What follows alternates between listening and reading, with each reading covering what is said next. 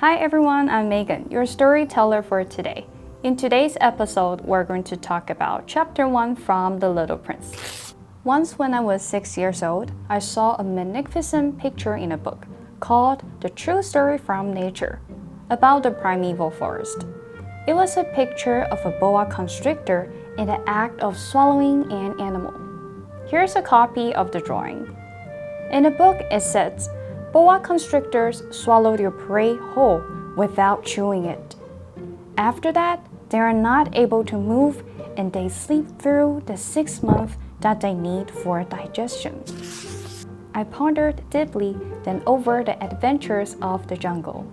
And after some work with a colored pencil, I succeed in making my first drawing. My drawing number 1, it looked like this.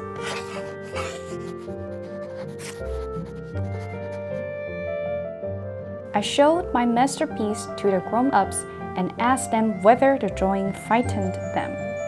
But they answered, frightened? Why should anyone be frightened by a hat?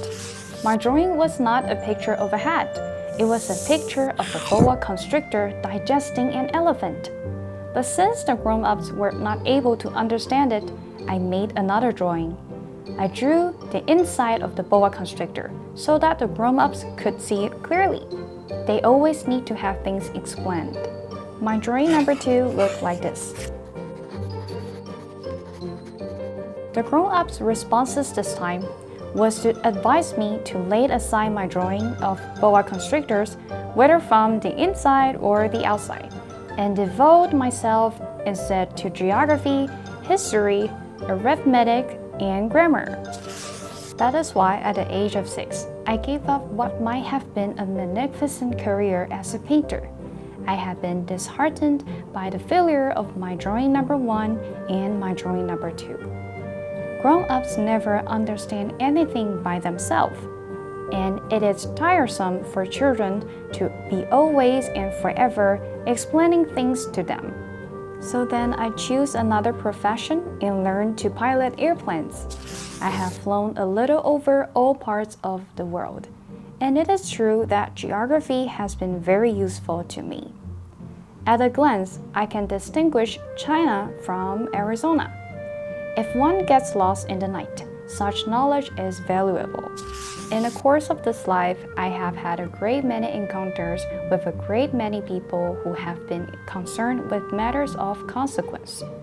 I have lived a great deal among grown-ups. I have seen them intimately close at hand, and that has much improved my opinion of them. Whenever I met one of them who seemed to me at all clear-sighted, I tried the experiment of showing him my drawing number 1, which I have always kept. I would try to find out so if this was a person of true understanding. But whoever it was, he or she would always say, that is a hat. Then I would never talk to that person about boa constrictors or primeval forest or stars. I would bring myself down to his level. I would talk to him about bridge and golf and politics and neckties. And the grown-up would be greatly pleased to have met such a sensible man.